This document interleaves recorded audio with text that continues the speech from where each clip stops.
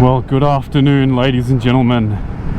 It's been a long time since I've ridden the Kawasaki Vulcan S, and after riding my brand new Yamaha MT-09 so much every day, this is just a very odd feeling experience. I just haven't sat on a cruiser bike in a long time, and now that I'm doing it, it feels pretty nice and cruisy, which is obviously what it's supposed to be like. I'm really appreciating it, man. This is so stable, this bike. I just forgot how much of a breeze and beginner friendly it is to ride this bike. Anyway, so let's get to the point.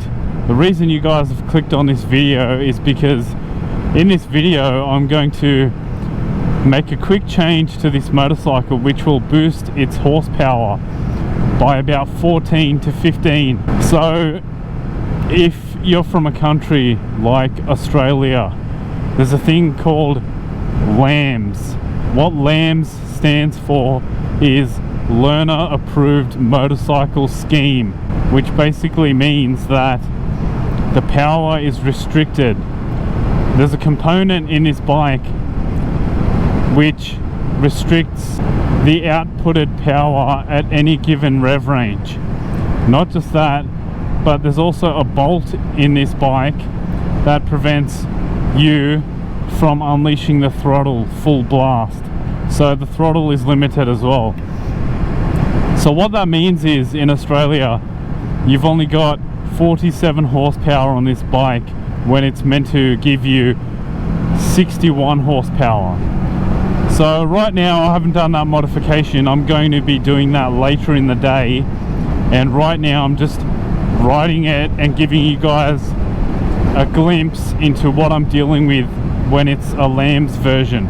So I've got a full rider's license, therefore I'm allowed to unrestrict this bike, and that's what I'll be doing later today. Now I'm just going to do a 0 to 100 run just to give you an indication, and also give myself an indication. It'll be timed. I'm going to compare that time with the later time which I'll be doing with the unrestricted version of this bike, and then basically compare the two, and you can see what 47 horsepower Kawasaki Vulcan S versus the 61 horsepower version.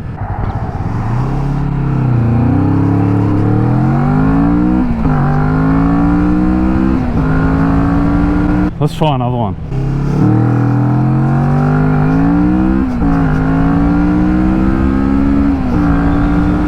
100. Well, I mean, I said 100 a bit late there, but let's maybe just give it one more, eh? One more. Go.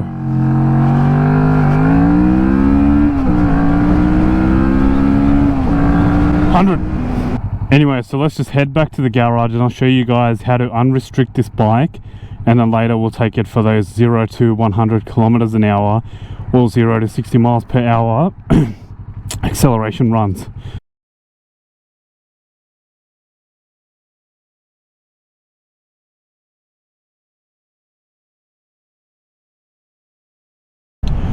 Alright, so it's another day now. The modifications have been done.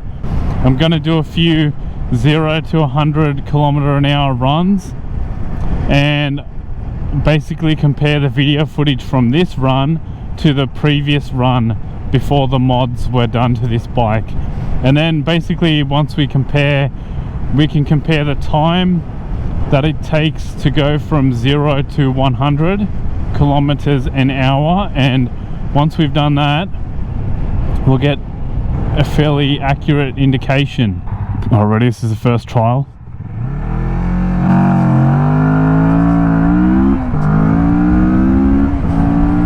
100. Whoa, that was way quicker.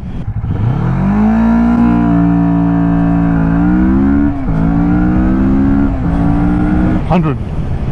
Whoa. Now that was impressive. That was really quick. Ready?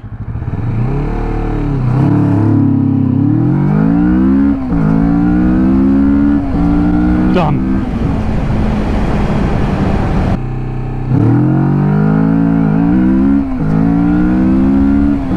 100.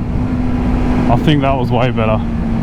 So in the end, the average time when the bike was restricted, 6.59 seconds versus 4.82 seconds. That's on all up 1.77 seconds quicker. And I'm sure if you had a much more experienced rider, a more skillful rider, you could get even better times on that. Anyway, if you guys enjoyed that video, make sure you hit that subscribe button, and I'll see you on the next one.